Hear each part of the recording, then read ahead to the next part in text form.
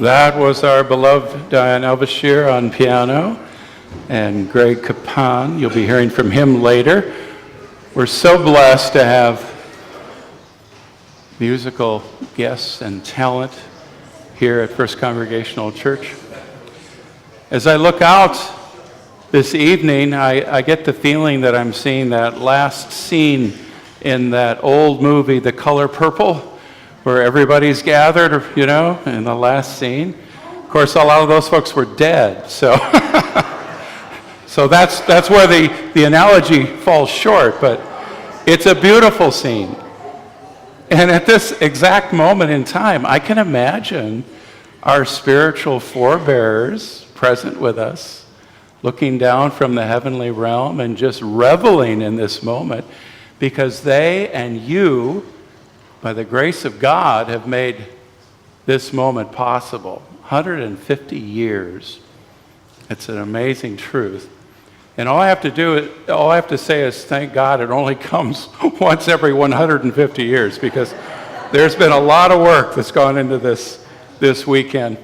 But you make it joyful by being here today. Thank you. Some of you have come many, many miles. Some of you have to preach in the morning, and we'll be driving back to Iowa.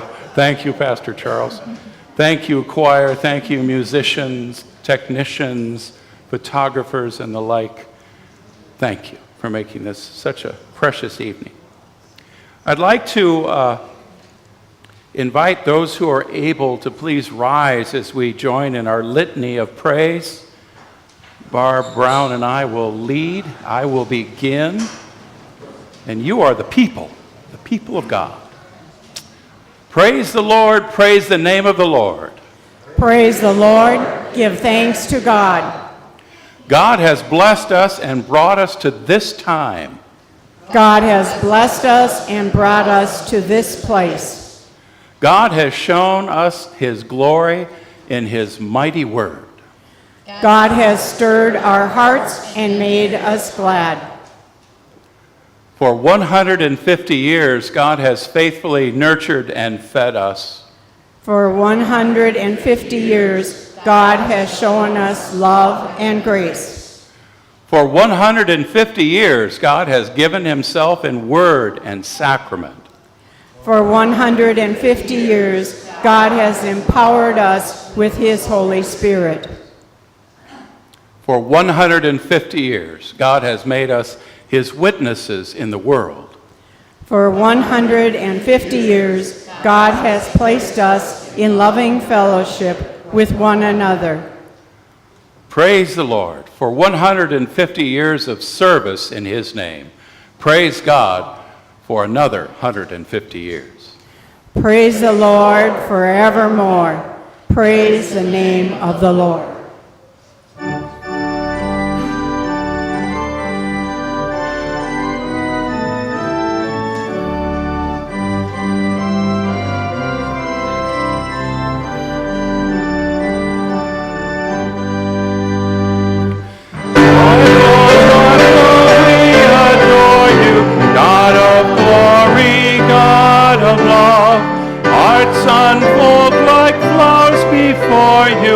Opening to the sun above, melt the clouds of sin and sadness, drive the storms of doubt away. Giver of immortal gladness, fill us with the light of day. You are giving and forgiving, ever blessing, ever blessed. Wellspring of the joy of living, ocean depth of happy rest. Living Spirit, Father, Mother, all who love belong to you. Teach us how to love each other, by that love our joy renew. Please join me for the people's response. The Lord God has blessed us with 150 years of mission and ministry as First Congregational United Church of Christ. We are a remembering people, and it is good that we remember that God has chosen us, baptized us, and brought us together in this place. We are a remembering people, but we are also a people of this day, brought together by God to be a holy fellowship of believers, the body of Christ, sharing, caring, working in the community and world, and living in the hope of the world to come. Therefore, with thanksgiving for the past and hope for the future, let us rededicate ourselves and our lives to the mission which God gives us as the Church of Jesus Christ. You may be seated. At this time, we would like to recognize the members and friends of this congregation that have helped make this church a beacon in our community. I would like to begin with having anyone who began their involvement at First Congregational, Alexandria, that could even be baptism, in 1940 or before, to stand.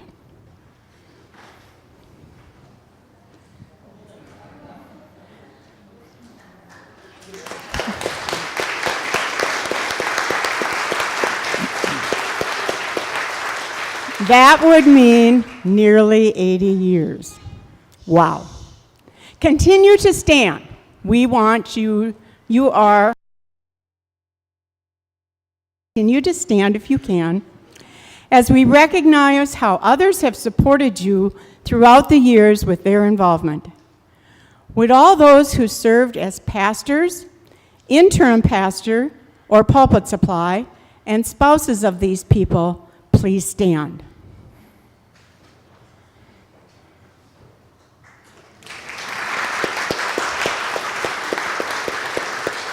Thank you, servants of God. We have a couple of other people in our front 2 rows who were part of UCC ministry and camp ministry, and we would like them to join at this time. Dick and Bob.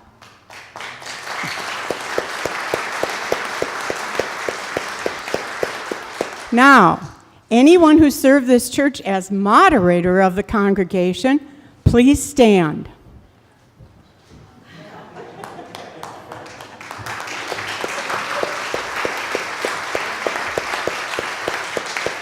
Thank you, dedicated leaders.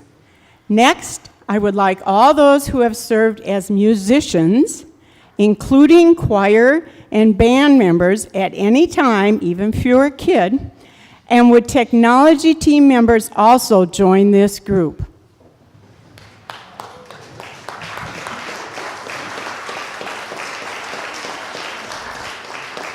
Thank you for your dedication to meaningful worship each week. I now invite anyone who served the youth in this church as a Sunday school teacher, as a youth advisor, mentor to young people, or child care in any way, would you please stand?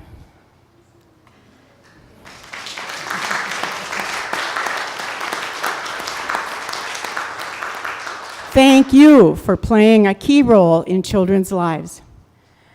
And now, for the finale, all those members and friends who have attended Sunday worship and/or special services or events, including tonight, held at this church, now stand.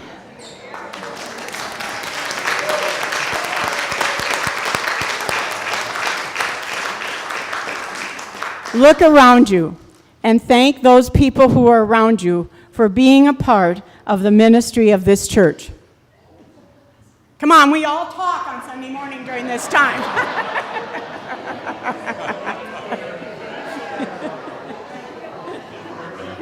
Thank you. Thank you, Barb. All right. And all God's people said, Amen. You may be seated. The anthem the choir has chosen to sing is a meaningful favorite, which is the theme of our program tonight, Meaningful Memories. They probably sing it once a year, at least they have since I came 12 years ago, and have done so for years before that, because they all knew it when I came. The words embody our church and the UCC theme. Wherever you are on your spiritual journey, you are welcome here. So, sing out your song, Christians of the World.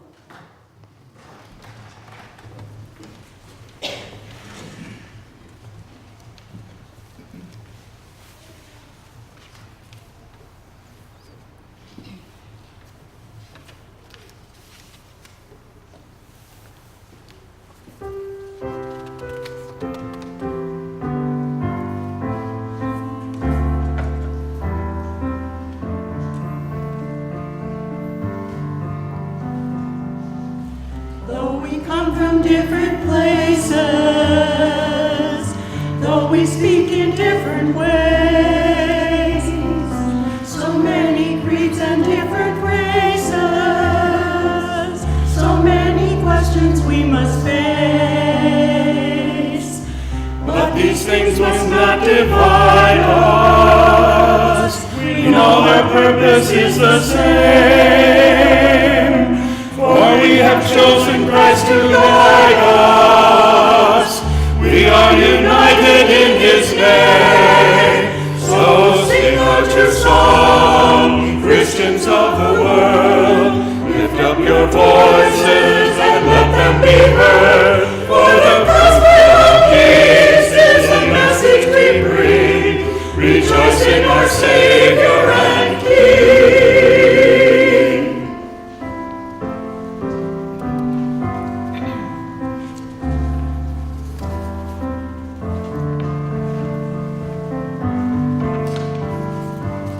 It is the love of God which binds us. We all live within His care.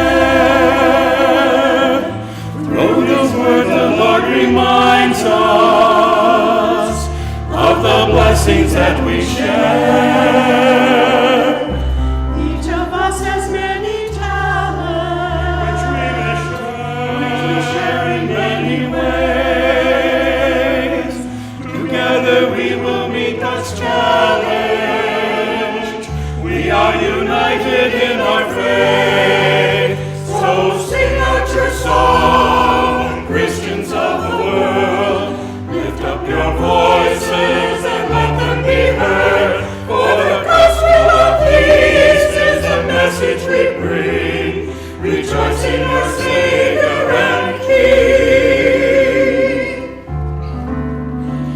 In Christ there is no east or west. In Him no south or north. Fellowship of love throughout the whole wide earth.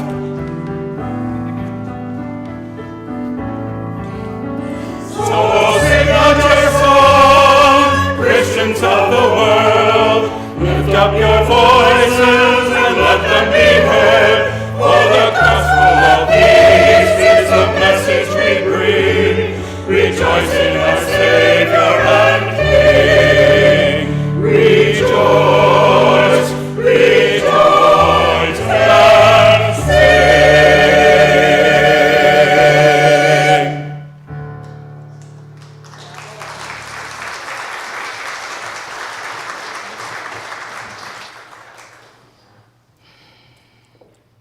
We are happy to welcome our special guests tonight. Some of you have memories from each of these people as they carried out their role in this church. Some of you maybe only interacted with one or two of them. Some of you missed the opportunity to get to know them at all. Tonight we have 5 special guests who will share some of their meaningful memories. I'll let each of the speakers introduce themselves and their role at this church, beginning with Charles Owen, who I did have interaction with, and he did an interim when Pastor Scott was on sabbatical one summer. Charles?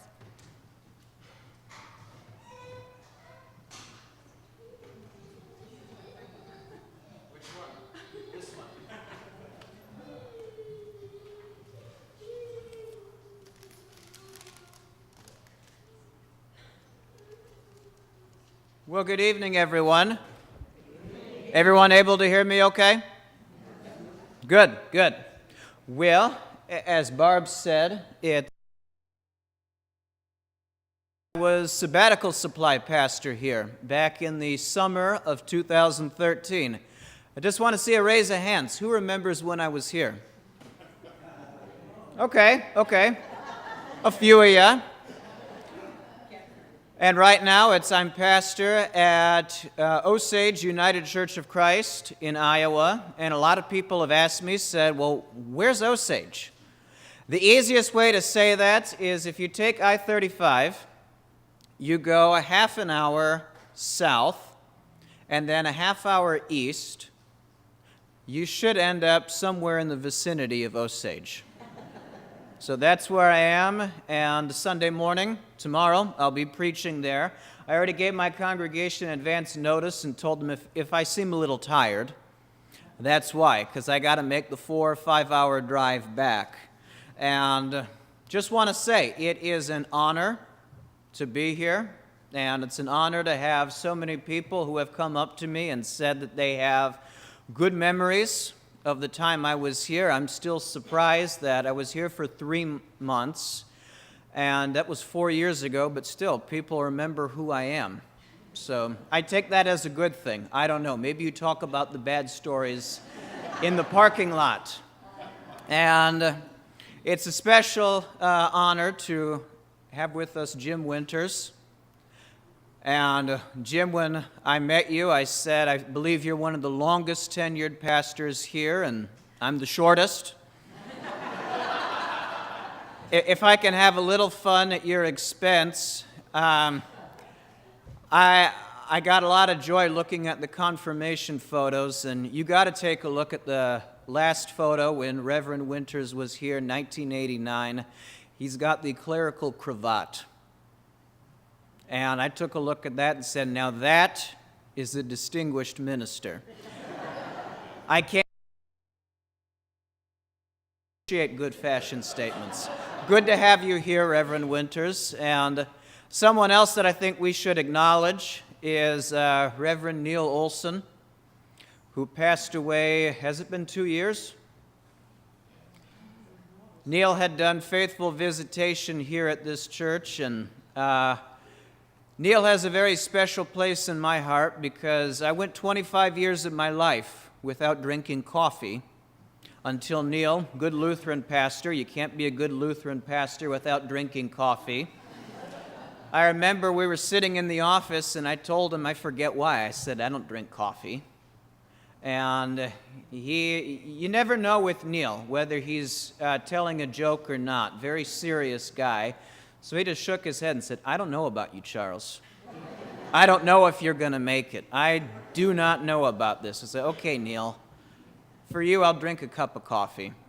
Well, it's been downhill ever since. Who remembers? When I was here, it was always a joy to get a call to do pulpit supply, and then when I got the call to do sabbatical supply for the summer, who remembers the communion where I dropped the bread? Let's see a raise of hands. A few of you remember that. I remember that one vividly. How can you forget that? And I looked out at the congregation, and half of them have this kind of cringing look on this face, and the other half were trying to hide their faces because they were laughing. So I thought, well, a lot of people remember I had some good jokes. So here's a joke for you. Here's another joke about a young minister. Wasn't me. Promise you, this wasn't me. I don't know if the story's true or not, but a young minister who was fresh out of seminary, and this minister was in his first call and received a phone call from the cemetery saying, well, we have a graveside service and we couldn't get a minister lined up. Could you come to the graveyard at 2 o'clock and do a graveside service? And the minister said, well, I'm more than willing to help out. He'd never done one before, didn't know where this cemetery was, but was eager to help out. And so the minister looks at the clock and at 11:55 and realizes, oh no, I need to be at the cemetery. So gets in his car, starts driving around, and cannot find the cemetery, looking at the clock. Suddenly it's 2 o'clock, 2:10, 2:20. By almost 3 o'clock, gets to the cemetery, and of course, nobody's there, but is looking around thinking, now where is the grave? And finds a hole that had been buried. There was no headstone there and figured, well, this has got to be it. And looked in the shade, and here against the tree were 2 workers who were wearing jumpsuits that were covered in mud, and figured those must be the grave diggers. They're taking a nap. And the minister was just so embarrassed, thinking, how could I have done this? My intentions were good, but this didn't quite work out. But figured, well, the least this person could do is say a prayer.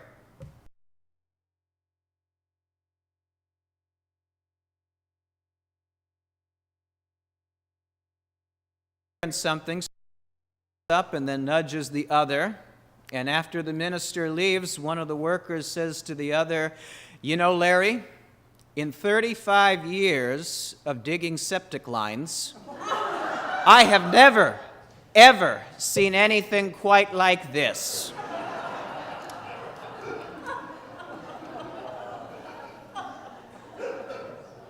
So now that I've said that, just a quick update on what's going on with my life. A lot of people have asked, said, well, Pastor Charles, are you married? Are you getting married? What's going on? September 30th. So all of you know. So now the record's straight. And I've been at my church in Osage for coming up on 4 years, and we've done a lot of wonderful work. One of the things that we began was a community meal that's free and open to everyone. Turned out to be the largest ecumenical mission of its type in Mitchell County. 8 churches partnered. We knew we had something good when the Missouri Synod Church knocked on our door and said, we want to be a part of this. And they needed a president of the board, so somehow they elected me. Don't know quite how they did that, but I guess that's what happens when it's your idea. On the conference level, I began a special offering called Funding Future Leadership that goes for scholarship aid for seminary students, and I'm happy to say that we raised over $8,500 that a committee in the conference that I worked with, we divided it up into 3 scholarships to 3 very happy seminarians. And it's been a blessing. And as I think about my time in Osage, it could not have happened if I didn't have a good start in ministry. And this is the place where I look at as getting my start. You know, first with pulpit supply, that was a joy in seminary. I'd get the call and I'd drive 2 hours up from the Twin Cities and be here, and that was a treat. Then to get to spend a summer with all of you, I got a lot of positive memories. Believe me, there's not a day that goes by where I don't think about my time here, and it has been an honor to get to be your pastor, even for just a short amount of time. And one of the stories I got from Alexandria is I bought a sweatshirt that was, I think it was from the Creative Gallery on Main Street. Does that name sound right? Okay. I went there today. I did my part to stimulate the local economy by shopping. But 4 years ago, I bought an Alexandria sweatshirt, and you would be surprised to know where that thing has gone. It's been to St. Petersburg, Florida. It's been to downtown Detroit, Ho Chi Minh City in Vietnam. It's been to the Arctic coast of Iceland. Only appropriate that it's been to Viking land, right? So that has been everywhere, and right now it's currently in Baltimore. It got mixed up in the laundry, and last I heard, my cousin's taking good care of it. I hope she gives it back in the same condition. I'm kind of afraid to see what might have happened to it, but that's just a little part of me that I've carried with on my travels, that every time I look at that, I think of all of you and the time that we had. And if I had to give, I don't really want to call it advice, but just some words for the future, I think there'd be 4 things that I would just stress for all of you as you think about the next 150 years. And number 1, build a positive attitude. What I remember about this church is that the people who were here had a can-do attitude, and they were willing to get involved with things. That is so important. The attitude that we have, that shapes our reality. So I just tell all of you, keep growing that can-do attitude, and think about your reputation in the community. A reputation's contagious.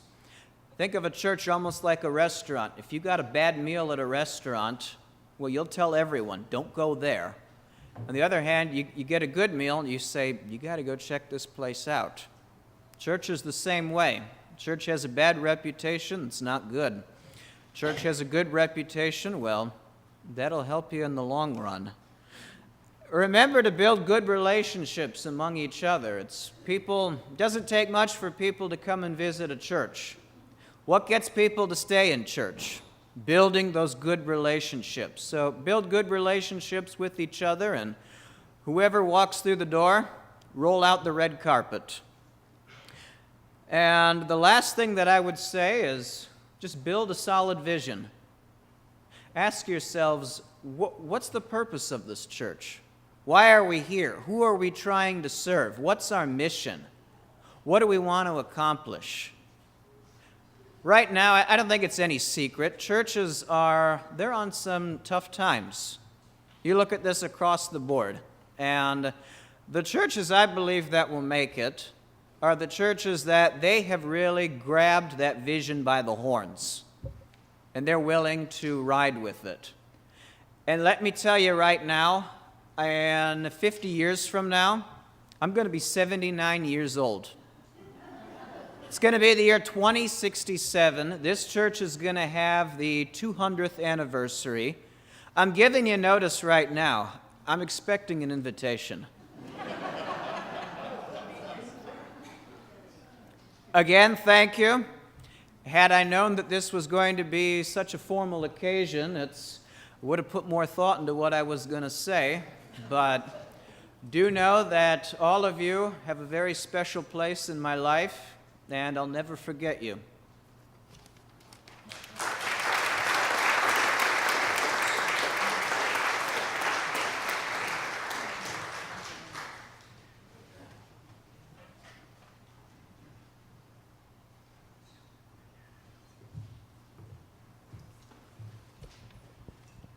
Well, I'm Dick Weaver, and some of you are wondering, and I'm probably the least familiar of these faces up here. But before I say, Barb kind of beat me to it. I was going to ask if we could see a show of hands of any charter members, but that probably doesn't, probably not going to work. So I grew up in a UCC church, First Congregational Church in Topeka, Kansas. Came here in 1977 for 2 more years working for the Boy Scouts. And that's when I joined this church. I don't remember the exact year, probably 77. And but then I moved away and did some other things. Then managed Pilgrim Point Camp for the summer of 1981 and realized I had unfinished business because I'd been to seminary 1 year and quit, and it was calling to me again. So I had kind of surrendered my in-care status at my home church in Kansas. I had become a member here. I asked you to sponsor me, basically, as I re-entered the quest for ministry. And I'm very grateful to this church for going through that with me, and then especially for the fine ordination service that we had here. And Sue Winters had her string quartet. Was it a quartet or a quintet?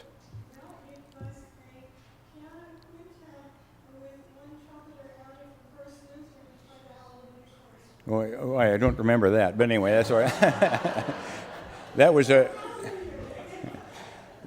a wonderful event, and for that and your friendship, I remain grateful because that and the experience at Pilgrim Point Camp has led me back into the ministry.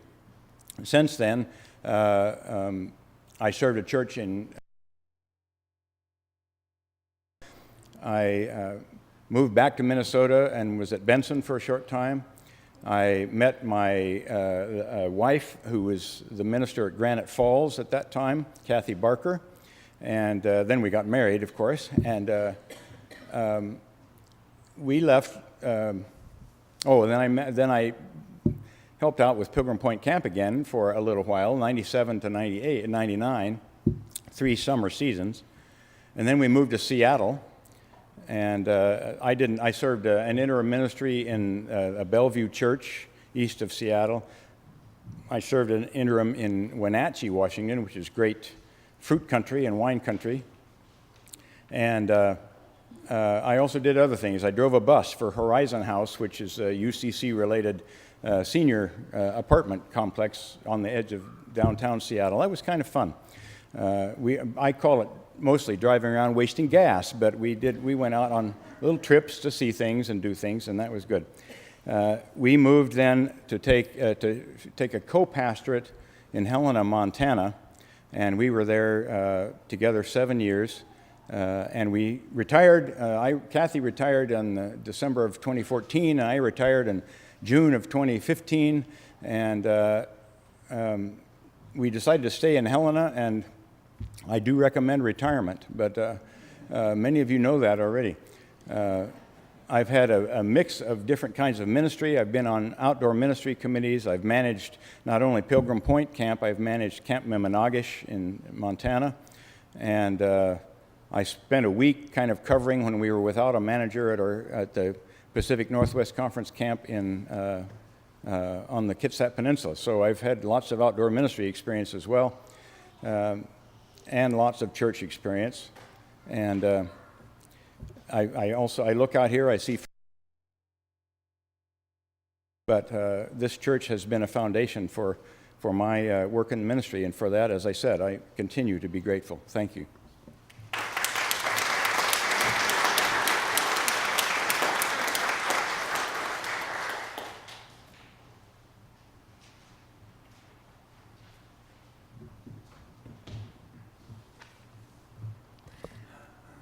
Good evening.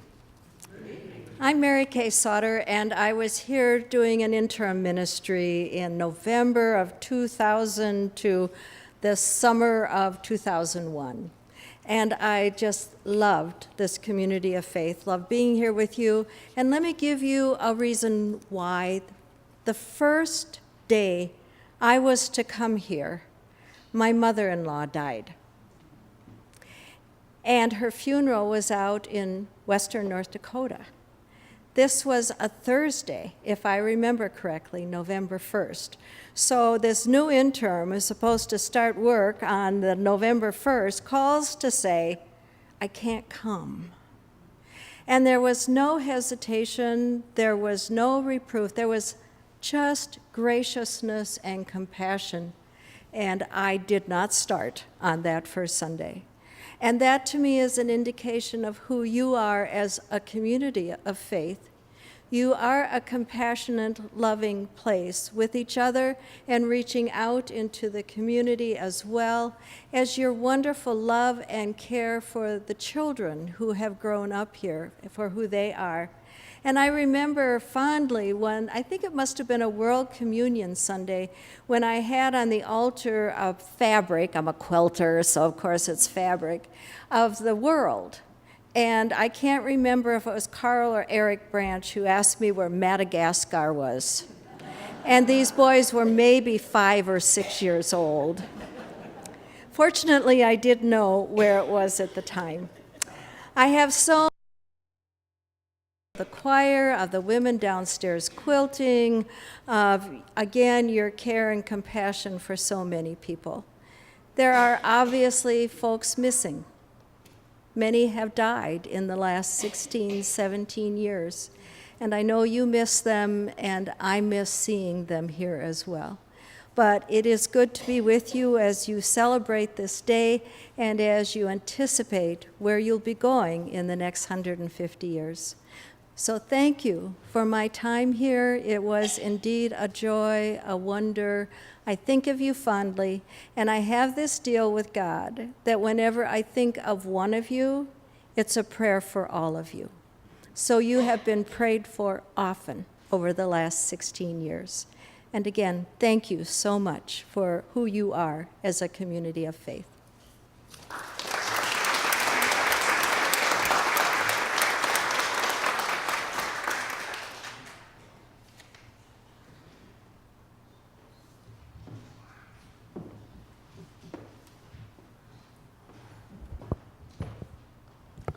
Good evening. I am Bob Meissner. I was the first associate conference minister of the conference to live in Alexandria.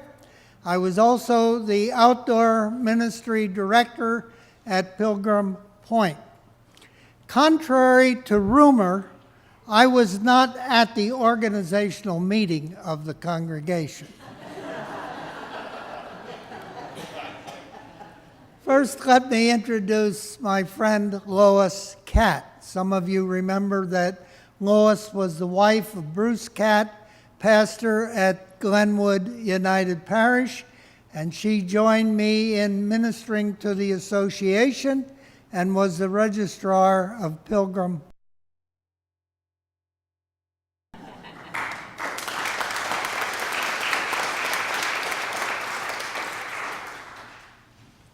I want to thank you for your graciousness to my family and I from 1974 until 1987. And one of the things that you allowed me to do was to be Bob Meissner. You didn't hold against me or hold me in any kind of awe because I happened to be the conference staff. And it is really sincerely an appreciation to be able to be who you are in spite of office definitions. You allowed me to simply be myself. My wife Lois was also a Lois, and my wife, she was active in women's work here in the Women's Fellowship. I think she may have been a president of the Women's Fellowship. I'm not sure. Was she? Thank you. And one of her great honors, one of her real appreciations of this congregation was when, as a congregation, you voted to change the Constitution to allow women to be deacons. And not only to be deacons, but to allow women to serve Holy Communion. And that went with her through her whole life, to be able to be recognized equally with anyone else. Mike and Kathy, my then teenagers, were active in the youth fellowship at different times. The youngest daughter was Jenny. Jenny was confirmed by Reverend Jim Winters, and that was a great experience, except I remember the one time when she came back somewhat ruffled and kind of growling and grousing. And I said, well, how was confirmation today? Well, you know that Reverend Winters, he can preach all he wants about peace, but you ought to see the aggressiveness on the broom ball court when the Lakes president.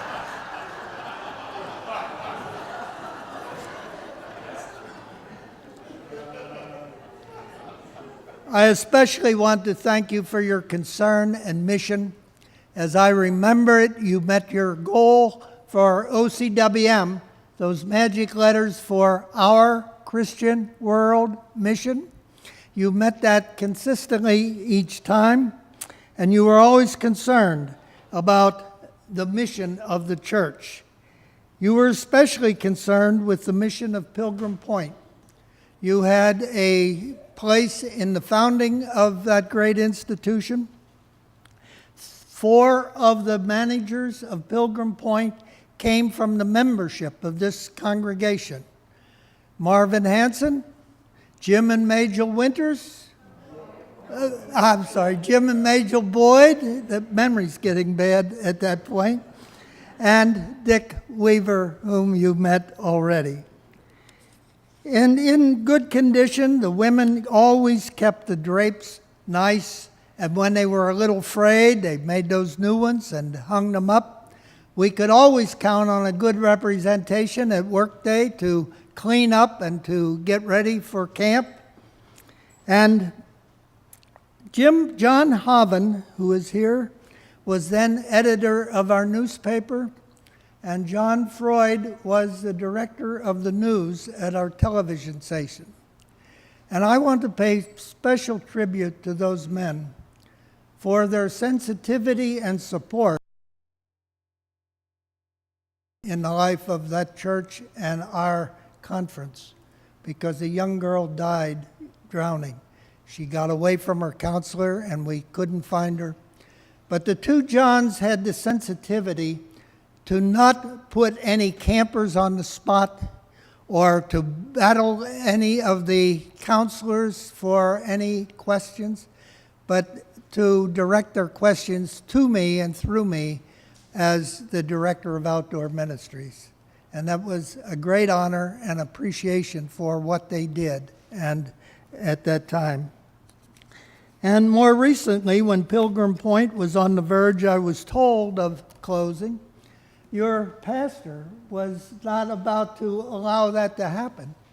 And he got together some folk, I don't know how many and I don't know where, but I learned from the the conference staff people, that group of people brought in at least $75,000 that year keep Pilgrim Point open and keep it functioning and reorganized for continuing ministry today.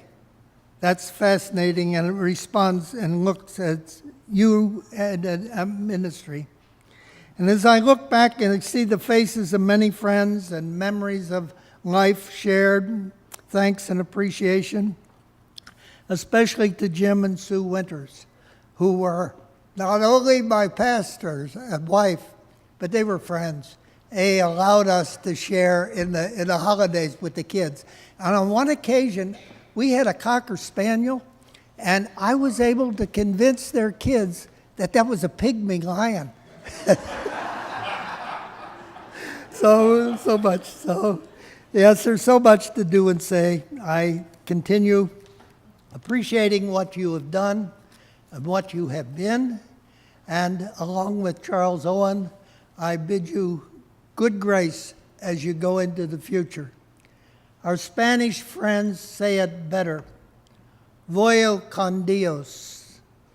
Go with God, as God has gone with you for 150 years. Thank you.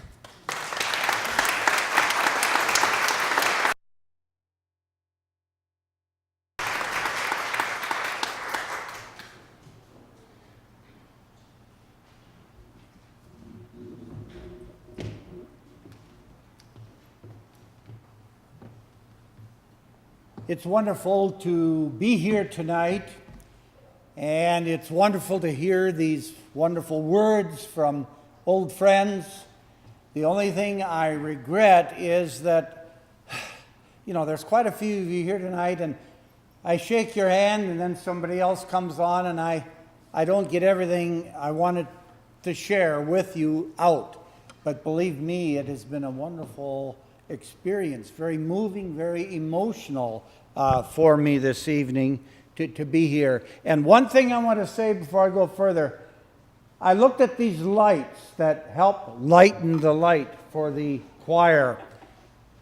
I don't know if any of you remember that. Is Tom Dingwall here?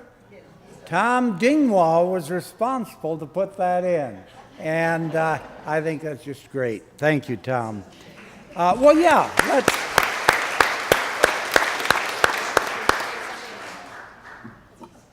I remember being here for the 100th anniversary before I began my ministry here. And I, for some strange reason, we were downstairs. It was the middle of July, and who did I remember meeting? Well, I remember meeting Sister Patrice and Sister Michaelina from St. Mary's. And they were here. It was still somewhat unusual for Catholics and Protestants to mix together in that kind of public way and to share events. And so I was glad to see their presence here. Back in Hopkins, when I was at Mizpah Church, we did some community work with Father Christian was his name, and we worked together on community projects, and so we began to do here in Alexandria. I remember Sister Patrice and I serving on the board that got Meals on Wheels started here in this community, for example. And I remember that we held the first interchurch wedding between a Catholic and a Protestant here in this sanctuary. So that kind of warms me as I think back on those experiences. It would have been difficult back in 1967 for the founding members of this church to visualize what church life and what family life would be like in 2017. I'm thinking of electricity, medical progress, telephones, televisions, automobiles, computers. Nothing like that existed back then. This spring, I happened to link in to Pastor Scott Keene as he led a Lenten study program downstairs in the social hall.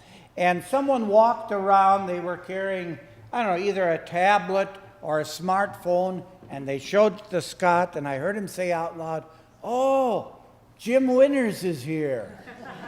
Well, I was and I was not here. Or there, totally. I mean, where was I? But I could hear and I could see Scott as he said those words. Now, envisioning that in 1867 would have been just impossible. How could one see hundreds of miles away at the time it was happening? Well, it's not only what one can see from the distance of many miles, but there's also a challenge of seeing from the distance of the years. Yet I remember very much in my mind, the lights here I see here remind me of Tom. Other things. I remember the images of youth engaged in drama, youth Sundays, Christmas plays, other dramatic presentations. I've always enjoyed working with drama in my lifetime from the time I was young. And I found that youth will respond so often with real interest to an opportunity to share their talents and to tell a story. And I just appreciated that so much, all the young people. And there are some of you that are here tonight that were part of that. So I remember, though, doing a play entitled Sixth Grade Scrooge. And that would have been in 1980. 15 years later, two of our kids, by then growing up and living in the Chicago area, Steve Kuhlman and Patrick Nelson and their wives, came on a Sunday morning to St. John, United Church of Christ in Arlington Heights. There they came to see and to hear the recreation of their play with a new group of youth. And I recall also the slideshow we did of the Christmas Story in 1969. I still see those images in my mind's eye. I can see Mary and Joseph on the desert wastes by the gravel pit on the east side of town. Or some farmer's field out west. Don't ask me where that was.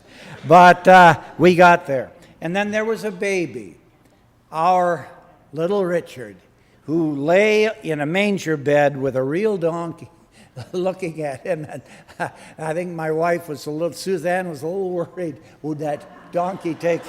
Anyway, Sheldon's pasture became the location for the shepherds keeping watch over their flocks by night.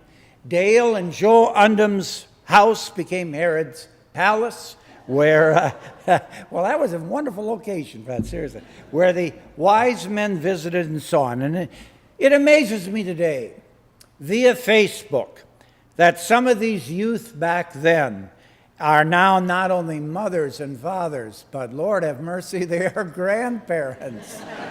Oh, boy. Well, I remember among other ministries, as a church, we helped resettle a Vietnamese refugee family, and in a day where we're talking about refugees, it brings back memories. We engaged in some talent projects which broadened our understanding of stewardship. Well, I could go on, but after leaving here in 1988, I served two churches. The first at St. John UCC in Arlington Heights, Illinois, suburb of Chicago. Some of you came down to visit us there. And then Faith UCC on the south side of Indianapolis, and a couple of you came down there. But upon taking retirement in 2001, we decided it was easier just to stay put for a while. Well, we're still staying put there. We moved into a home on the north side of Indianapolis, just off of I-65. So if you ever are in that direction, it's less than half a mile. Anyway, Lisa and her husband, Rich Domovic, and sons David and Jake are in Coon Rapids. Rich is with Boston Scientific in the Twin Cities. Our Rich is in Austin, Texas, with United Healthcare, also runs a movie blog 3 times a week, movies of the 60s, 70s, and 80s. And then Steve is up at the University of Calgary in Alberta, Canada, as a tenured member of the linguistics faculty. were widely separated from each other. But again, thus far, travel to see each other is much quicker and easier than it was in 1867. We were happy to visit with Steve and his wife Svetlana as she received her PhD degree from the university just this past month. They're now in the midst of a European trip to France and Germany, and also Svetlana, who is Ukrainian, will get an opportunity to spend time with her mother, grandmother, sister, and brother-in-law who live in Natishin, Ukraine. And amazingly, we get pictures from them almost every day. Now, again, 1867, that wouldn't work. Some challenges that have come into our lives. Sue, first of all, was diagnosed with cancer about 3 years ago. And my own diagnosis of multiple myeloma about 4 or 5 months after. And then Lisa with cancer this last fall. Had it not been for her situation, Lisa would have been here tonight. I do have something from Lisa that she wrote. I'm going to read it. As I thought about this situation, I recall what one man, very active in the Arlington Heights Church, he had at one time considered active full-time ministry himself. But when he came down with an incurable disease he said, well, this is an opportunity for me, he said. This is a challenge to put into practice the words and the thoughts that he had often used for others going through difficult times. And I think maybe that is a well-put perspective, one that I think I'm taking to heart. I could say more, but let me summarize by saying that Sue and I are glad for this opportunity to be back here to help you celebrate 150 years of ministry and service to the community, to the Minnesota. So let me read to you what Lisa has to say, and we thought it was good. You'll forgive me if I'm jumping the program a little bit here, or expanding upon it. Lisa said this: when I think back about growing up in the First Congregational United Church of Christ in the 70s and 80s, I remember the people who were friendly, people who wanted to help out, people who could make really delicious dishes for the church potlucks. I remember people who gathered in red velvet pews to sing out joyful praises to God, people who wanted to visit after the service, people who wanted to teach, people who wanted to learn, counselors at Pilgrim Point, ladies who would make clothing for my Barbie dolls that I could buy at the annual bazaar. I never knew that. And men who would make pancakes for the Easter breakfast. I remember happy faces and kind faces. I remember laughter and fun. The Bible came alive for me as I listened to my dad's sermons. And I remember always feeling at peace when I gazed at the stained glass window in the front of the sanctuary during those sermons. It was Christ reaching out to me, letting me know I had a safe place within his arms. It's been 29 years since I was last running around the halls of the church, giggling with friends, playing foosball in the basement, hanging out in my dad's office, goofing around on the old-fashioned typewriter. Those 29 years have been rich and full. An adoring husband, 2 wonderful boys in college, seeing the country through vacations as well as moves with the Air Force when we were first married, having a million adventures through motherhood. It's funny, though, for as many amazing things still count growing up in Alexandria and participating in the congregation at our church among my fondest memories. Thank you to everyone who is part of that and to all those who are carrying on the tradition. Happy 150th. Okay, now, Sue, come up here. Sue wants a couple minutes. She has a very touching memories that I like very much, so I asked her if she could just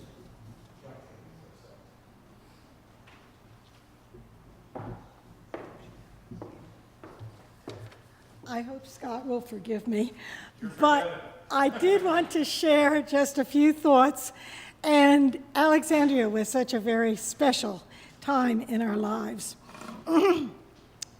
I think of all the places I have lived, perhaps the one where I felt the greatest sense of community and was most able to participate in it was in Alexandria. At the time we were in Alexandria, many community leaders came from the First Congregational Church. One thing they helped do was to create a wonderful area arts association.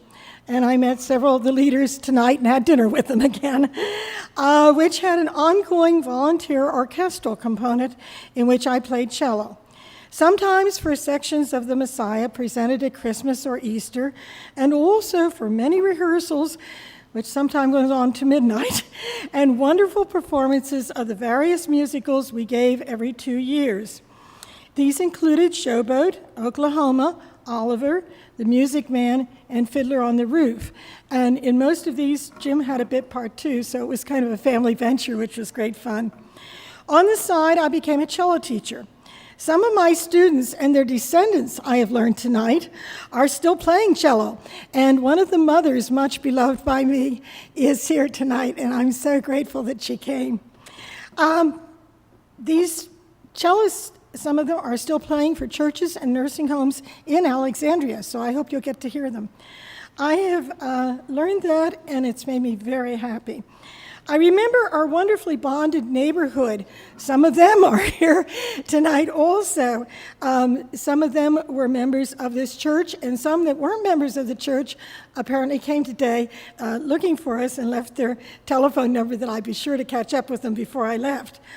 I've been able to keep in touch with them through the years, and we had a wonderful reunion a couple years ago. A warm cup of coffee was always offered when you stepped inside, and when it gets down to 22 below, that's nice. And the front or the back door of a neighbor's home, and a soul-satisfying chat always ensued over that steaming cup. I thank you for those who have come to visit us in various locations since we've moved. It's been so great to catch up with you again, and I really appreciate the fact that you came to visit us. I thank you for the many of you who have written to us at Christmas, and for those of you who have written to Lisa recently. She has very much appreciated that.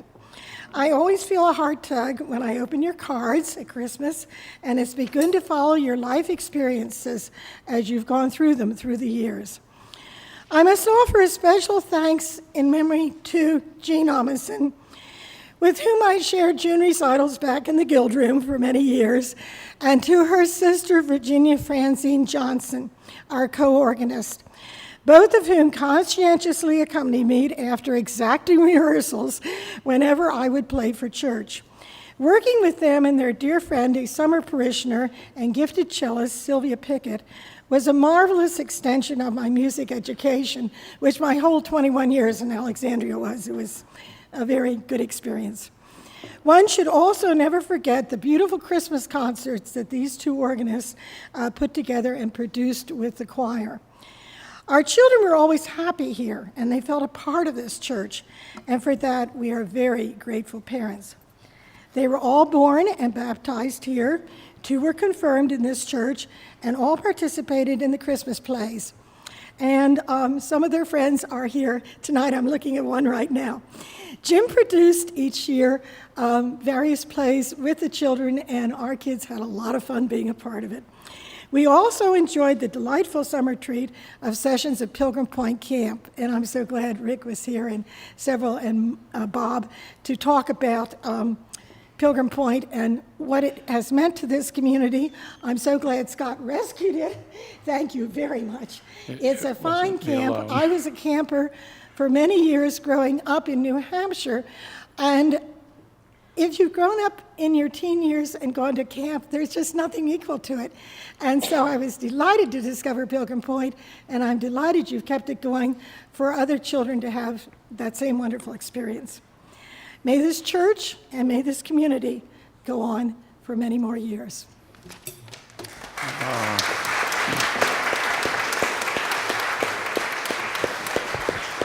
Thank you so much to those of you who shared, and I'm sure you all enjoyed those meaningful memories. At this point, let us all stand, and we are going to sing the first verse of Faith of Our Fathers.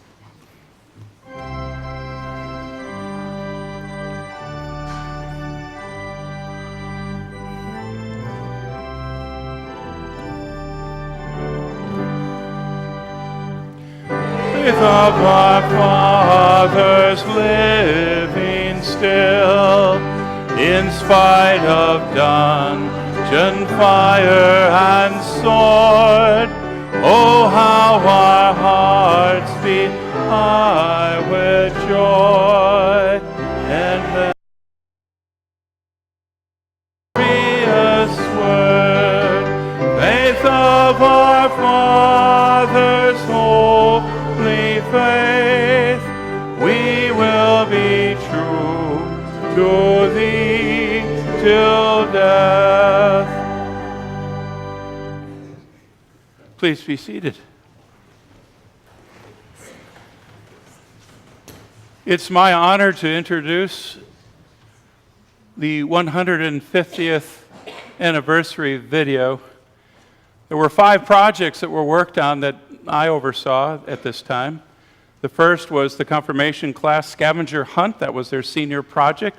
For those who took the self-guided tour through the church, thank you. They had a lot of fun putting that together. We had from the membership committee a magnet that would go nicely on your refrigerator. I would also invite you, if you haven't picked up your own free copy of that you do so in the Cambridge room. Of course, there's a beautiful banner that Flip Namer created, and that is in the fellowship area. And we'll want to stop that video and restart it in just a second here, please. And a stained glass window book that shows in 4-color our beautiful images here. Both the DVD, which you're about to see, and the stained glass window book are available for purchase.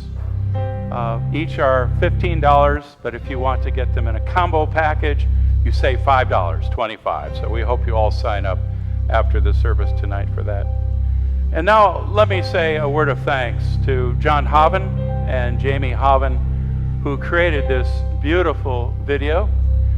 I'm going to encourage you, Ron, to restart that video right at the beginning. Just pause it, and we'll start in just a moment. We want to hear it right from the get-go.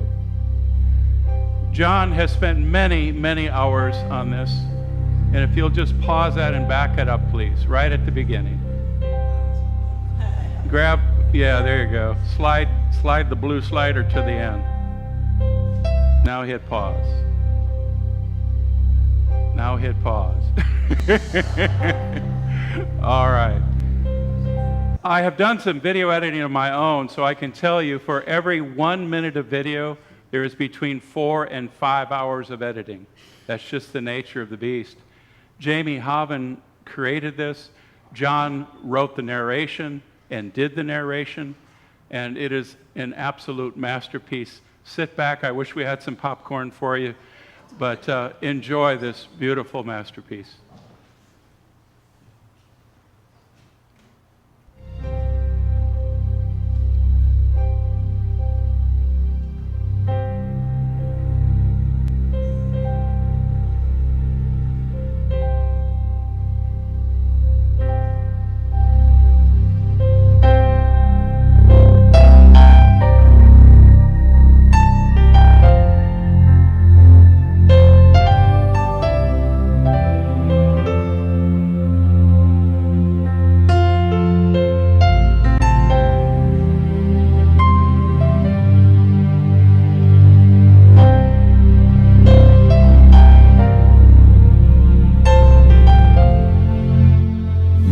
Than 100 passengers climbed on board the iconic Mayflower in September 1620. They were leaving behind the oppressively operated Church of England and seeking religious freedom in the New World. Even though sailing through violent storms and rough seas, They were able to make the long and dangerous journey in just 66 days. But it would take another 238 years before the future families of these traveling pilgrims, many of whom in time called themselves Congregationalists, would eventually find, live, develop, organize, and build their own church in Alexandria, Minnesota. Their journey over Atlantic waters was not an easy one, but their lives in the New World would prove to be even more strenuous, complicated, and dangerous. More than half of the English settlers died during that first winter as a result of poor nutrition and housing that proved woefully inadequate in the harsh weather. Fortunately, the native inhabitants of the region who had lived there for some 10,000 years before the Mayflower arrived were not only friendly, but they also taught the pilgrims how to plant corn, where to fish, and the best way to hunt beaver. In the fall of 1621, the two groups famously shared a harvest feast, which is now considered the basis for the annual Thanksgiving holiday we still observe today. However, in a complete turnaround, the natives eventually became the enemy as the settlers continued to occupy more and more of their land during the next decades. A move to drive out the English settlers was unsuccessful, but the fighting lasted for over a year. More than 5,000 died, most of them Native Americans, and 12 frontier towns were completely destroyed in the process. This was the life of the pilgrim, travel-weary, undernourished, ill-clothed, and war-torn. But their faith never wavered. The importance of self-governance of the local church congregation gave their new church its name. Decisions of doctrine and practice, dictated by the Church of England, were no longer in play. The Congregationalists became important in many social reform movements. They were among the first Americans to take a stand against slavery, and their church ordained the first African American minister, Lemuel Haynes, in 1785, and the first woman, Antoinette Brown, in 1853. Many of the first colleges and universities in America, including Harvard, Yale, and Dartmouth, were all founded by the Congregationalists for the express purpose of training congregational ministers. The Minnesota Conference of Congregational Churches founded Carleton College in 1866, which to this day remains one of the more popular private liberal arts colleges in the upper Midwest. Alexander and William Kincaid were among the early pioneers and explorers who kept inching westward in the 1800s. The young brothers ultimately found themselves on the shores of what we now know as Lake Agnes, and their search was over.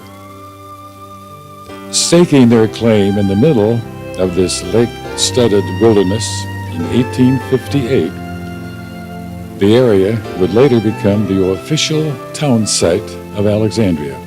It was the same year Minnesota became the 32nd state of the Union. So a bright and promising future for the new city was slowly but surely taking place. Stagecoaches soon began traveling on a new trail the U.S. Army cut through the woods and prairie from St. Cloud to Fort Abercrombie near the North Dakota border. Alexandria was one of the many stops along the way. However, the rapidly growing influx of immigrants suddenly stalled for mainly two reasons. Many men left to join the Union forces during the Civil War, and the families left behind were caught in the middle of the infamous Sioux Indian Uprising in 1862, and most of them fled to more populated areas like St. Cloud, where the Union soldiers could provide protection. The Union Army marched into Alexandria later that year, built and fully staffed a stockade which continued to operate until treaties had been signed with the Sioux Indians in 1866. Peace restored, the area began to steadily grow once again. Within a year, the Kincaid brothers sold the land they founded to William Hicks, former publisher of the New York Post newspaper. He became enchanted with Alexandria while on a hunting trip, and he never left. Under his guidance, the town grew rapidly. Hicks built a general store, started the city's first newspaper, donated land to several churches, provided land for governmental offices, built a flour mill, and joined forces with others to erect a sawmill near Lake Latoka. This is a view of downtown Alexandria from the roof of that flour mill, looking north down the wide main street toward Lake Agnes. New church buildings would soon be a part of that same landscape.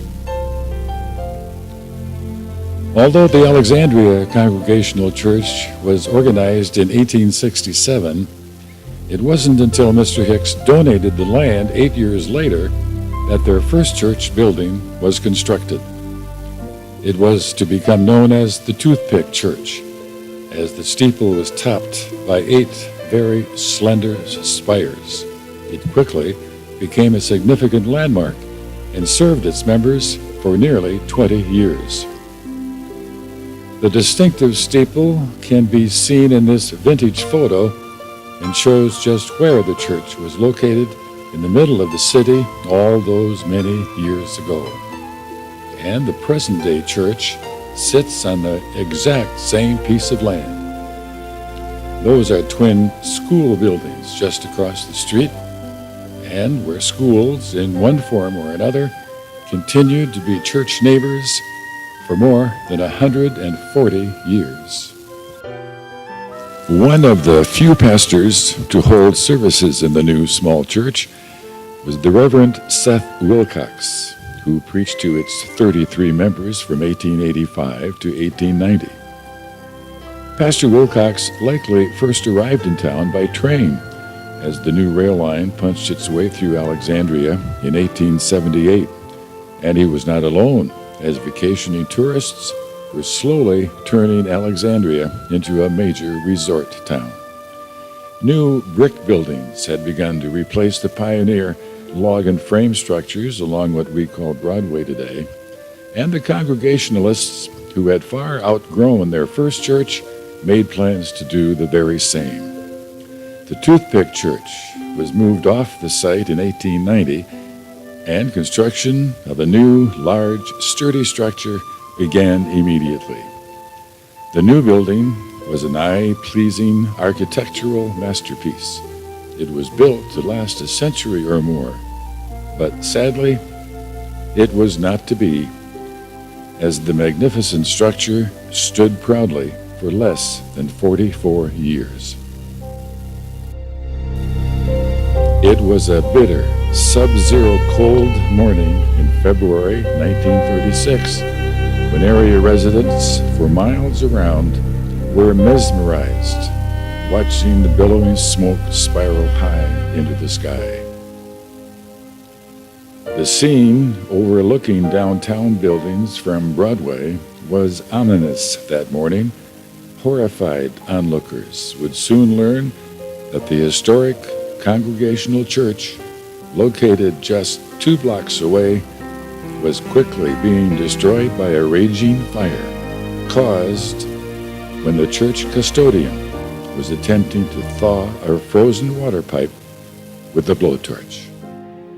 Many church members witnessed the sudden and tragic loss As church historian Harold Anderson later wrote, Alexandria's largest and most beautiful church building was reduced to a smoking pile of rubble in just a few hours. Alexandria's population was nearing the 4,000 mark by this time. We had not just one, but two railroads, a Carnegie Library, and a flourishing Main Street, but no congregational church.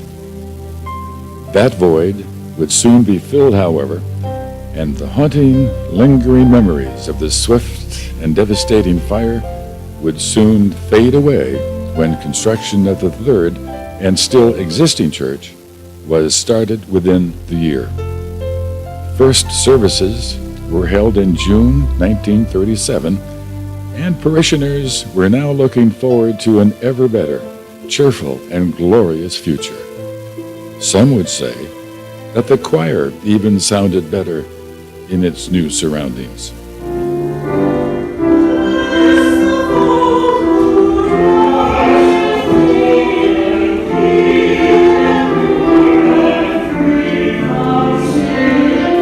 The beautiful sanctuary, surrounded by rarely duplicated, glittering stained glass windows, was viewed by admiring parishioners with unrestrained and delighted astonishment. There was plenty of room inside the new church for this confirmation class of 1947 and for those that followed them for most of the next decade. It became increasingly clear over the years, however, that First Congregational's third church was rapidly becoming much too small, as families by the dozens were continually being added to the membership rolls. The dilemma was solved when a new educational wing was planned, approved, and attached to the original building, which first opened its doors just 23 years earlier. Some 60 Sunday school students and their teachers welcomed the new spacious quarters, which also provided a nursery, offices, meeting rooms, and a library, which presently boasts some 1,500 reference books and DVDs. There were 635 members when First Congregational observed its 100th anniversary in 1967, but the total dropped nearly in half during the next 30 years, and today's figures show even fewer. Although church membership may have declined, activities both within its walls and outreach programs in the community and beyond have never been more impressive or meaningful as they are today. The Association of Congregational Churches merged with two other denominations to form the United Church of Christ in 1957, and First Congregational in Alexandria voted to join the new group several years later. Since merging with the UCC, the progressivism of the church has been elevated rather dramatically. While Congregationalists were the first to ordain women and African Americans, the UCC was the first religious organization to ordain gays and lesbians. And shortly after Minnesota officially recognized same-sex marriages, First Congregational UCC was the first church in Douglas County to host such a wedding.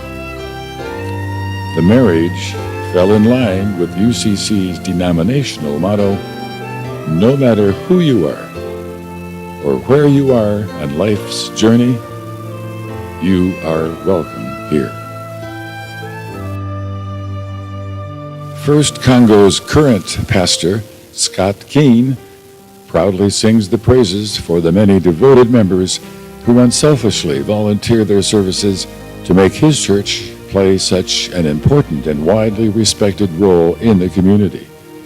In 35 years of ministry, he says, "I have never served a church that has such a big heart for people in need." One of the things that drew me to this wonderful church 11 years ago was a profile that listed so many different acts of volunteerism in the community.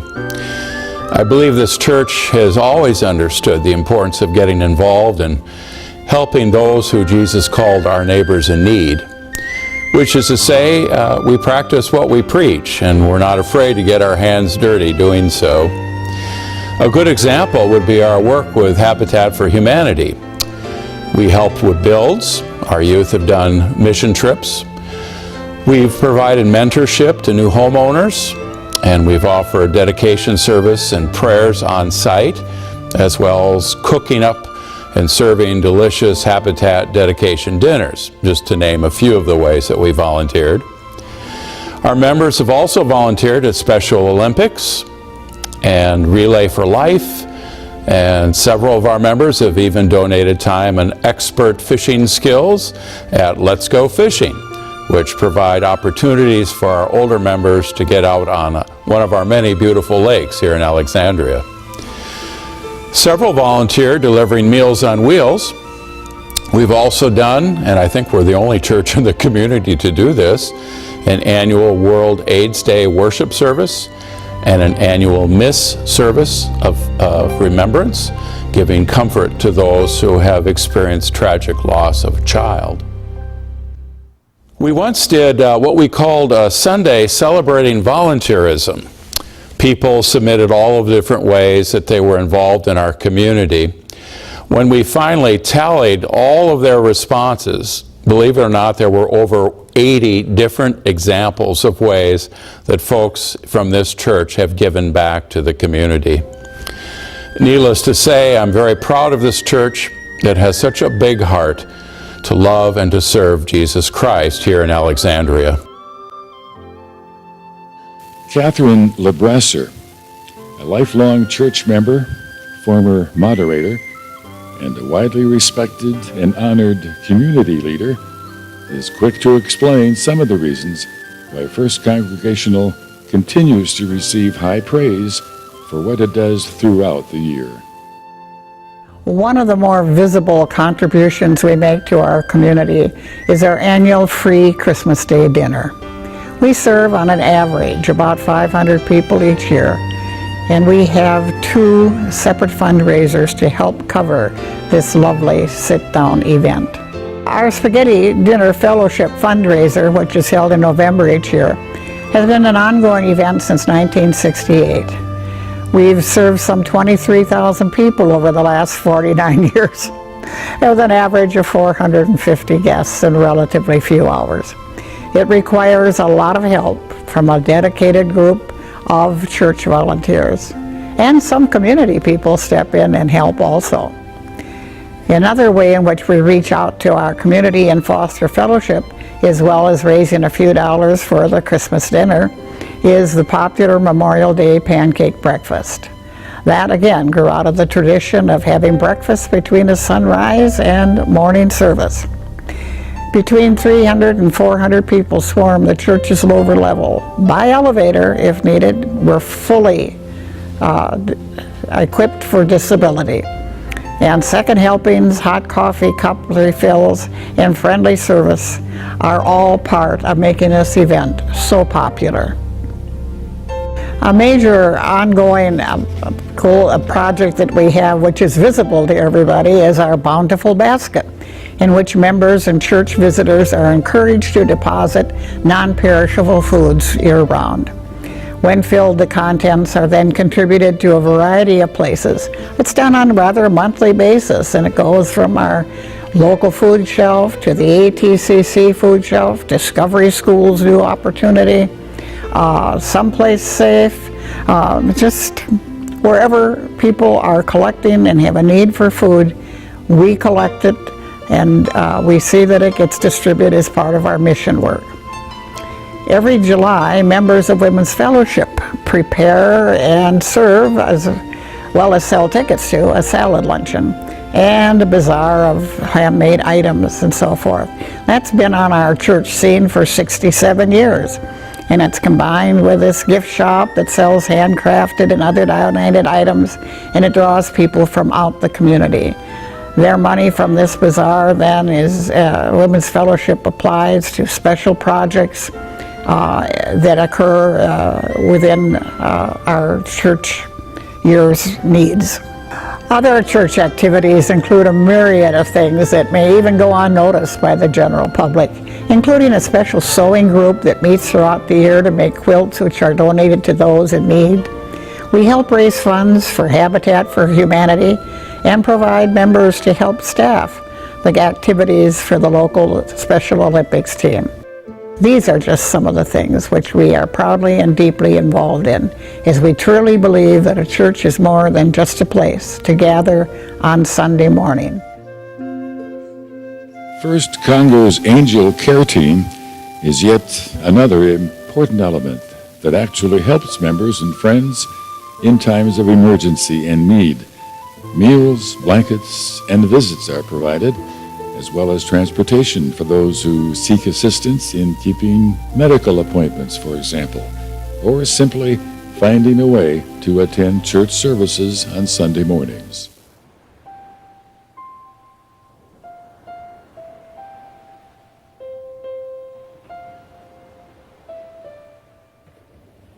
One of the more exciting extras that our church provides to all members of the UCC in Minnesota is access to the Pilgrim Point Camp. Conveniently located just a mighty stone's throw away from Alexandria's church site on the shores of Lake Ida, Alexandria church families have joined others throughout the state in using this magnificent retreat now for more than half a century. Fully and competently staffed, this extraordinarily beautiful facility offers many camping opportunities for UCC church children from age 5 through high school.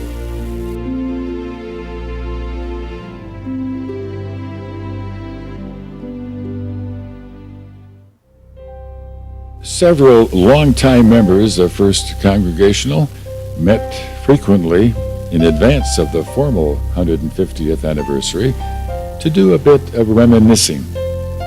It wasn't the hard work and long hours these devoted church volunteers chose to remember.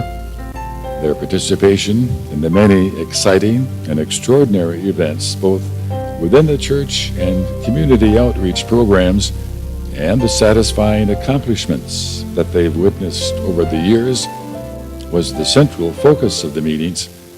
However, the fun and the unusual things that happened along the way highlighted much of the discussion as well. Audrey Froming is a lifelong member of First Congregational. She was raised, confirmed, and married in the church. She remembers teaching Sunday school when there were 60 children enrolled before the church expansion and barely enough room to accommodate them all. But a story she's most fond of telling happened in the early 1960s when the Reverend Bob Skeel was the pastor. We also formed this little group. There were about 8 of us, I think, besides the Skeels, and we met one Sunday night each month. And we might have had a book review or a little Bible study of certain things or anything, but one time we were going to meet. My husband was a volunteer fireman, and so we thought it'd be nice to meet out at the Fireman's Lodge. And over the bar at the lodge was this big picture of Marilyn Monroe. She wasn't nude, but she was scantily clad, and it stood over the bar. And EJ was at the drill on Monday night. And he said, now my church group is meeting here next Sunday night, and that picture has got to go. And he stuck his finger out, and the picture fell off the wall. Right down behind the bar. I said, what power he had. Romaine Strand was 14 years old when she and her family moved to Alexandria, and she's been an active church member ever since. During a recent interview, she shared several longtime church memories and how her young teenage Christian life and working in her father's restaurant kept her very busy. We were open from 24 hours, and the buses came. And in the summertime, I worked 10 at night till 7 in the morning. So I never got into any trouble, because then I had to go to bed at 7 o'clock. You realize after a while how things are supposed to be.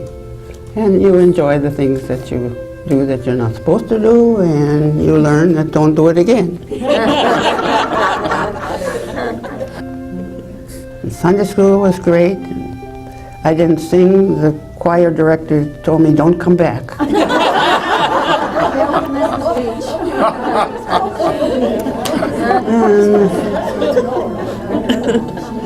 I like the planning and setting up stuff for the bazaar, and circle is fun. It's just like a second home. Oh yes, a second home indeed. It has been just that, a spiritual home away from home for the many thousands of families who have found this church and the many similar dedicated parishes that have evolved since that historic landing of the Mayflower nearly 400 years ago. The talented church choir, directors, and organists, and all the faithful members, as well as its pastor, are rightfully and indescribably proud of what Alexandria's first congregational UCC church means to them and the community.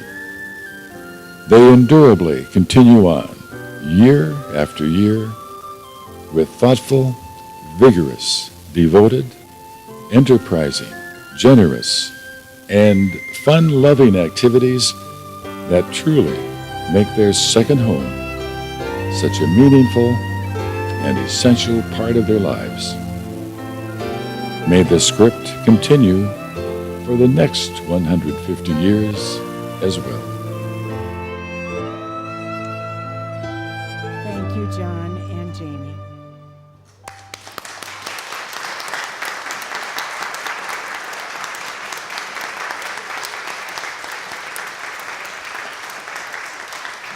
And now would you all rise, please, and we are going to sing a second verse of Faith of Our Fathers in honor of those people.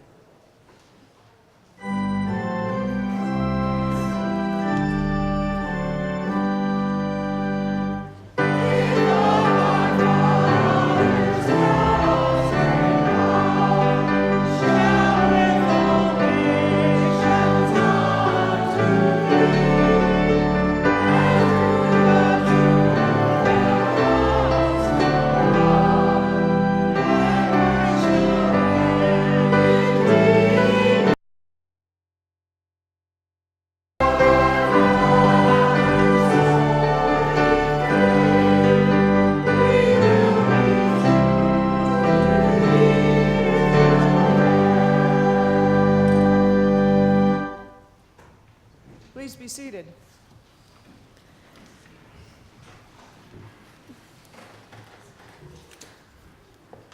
Mary Mischke, our church historian, our archivist, spent many hours going through the church archives in preparation for our 150th anniversary. If you can imagine, 150 years worth of stuff. Takes a while. You find this bit of history that Mary unearthed very interesting. We know that our beautiful Christmas Eve services began at the direction of Mrs. Leach and Reverend Hardin.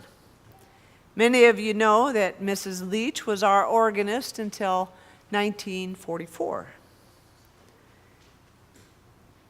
Today, as then, and still today, the Christmas musical was always held the Sunday before Christmas. Only back then, it took the form of an afternoon Vespers service. Only later was it finally moved to the Christmas Eve spot. The climax of the Christmas program was a beautiful candle lighting ceremony, like the one that we are about to observe tonight. As we lift our candles at the end of the piece, we're going to be singing, and then I will indicate when we're ready to lift our candles. As we lift our candles at the end of the piece, we invite you to consider our forebears, us spiritually in that holy moment. As the choir sings "Go Light Your World," please receive the light from the ushers that will be coming down the center aisle. They'll pass the light to you, and then you'll pass it on to your neighbor in the pew. Our choir director, Greg, will invite you to sing with the choir on the final verse, so watch for his direction.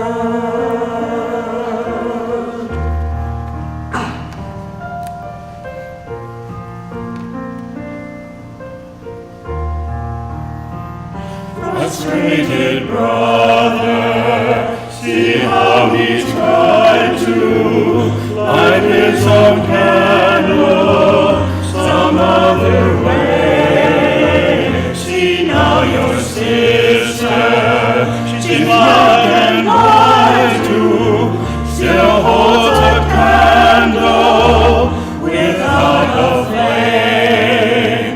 Carry your candle, run to the darkness, seek out the hopeless, confused and torn. Hold out your candle for all to see it. Take your candle and go light your world. Take your candle and go light your world.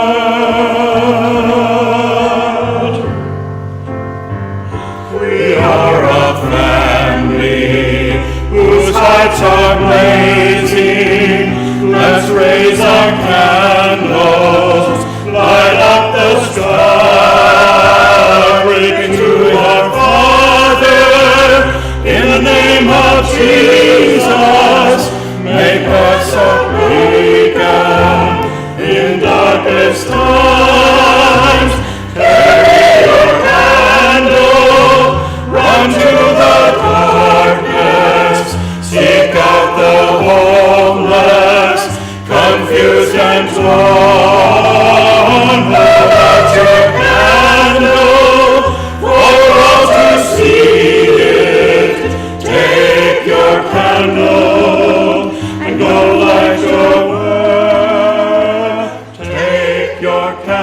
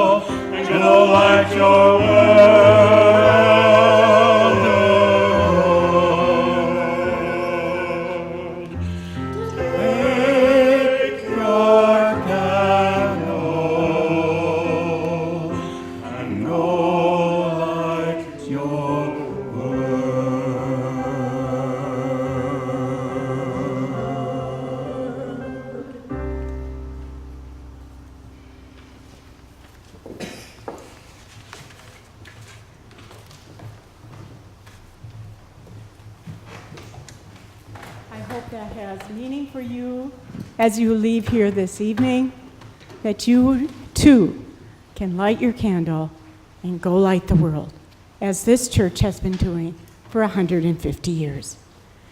Please join in our responsive prayer and blessing. Almighty God, we give you thanks for the work you have done in this place. We give you thanks for your love and faithfulness. When we call on your name, you have made your presence known to us. When we prayed, you heard us. When we preached your word and administered your sacraments, you were in our midst. Continue to empower us with your Spirit, O Lord, that we might proclaim your gospel to all people. We rededicate our lives to your service. Show us how we might give care and support to the needy, love and mercy to the broken and forlorn. We rededicate our lives to your service. Show us new ways of loving one another and those around us. We rededicate our lives to your service. Break down those prejudices and barriers which divide us, that we may all be one through your Son and our Savior, Jesus Christ. Hear our prayer and bless us, O Lord. Amen.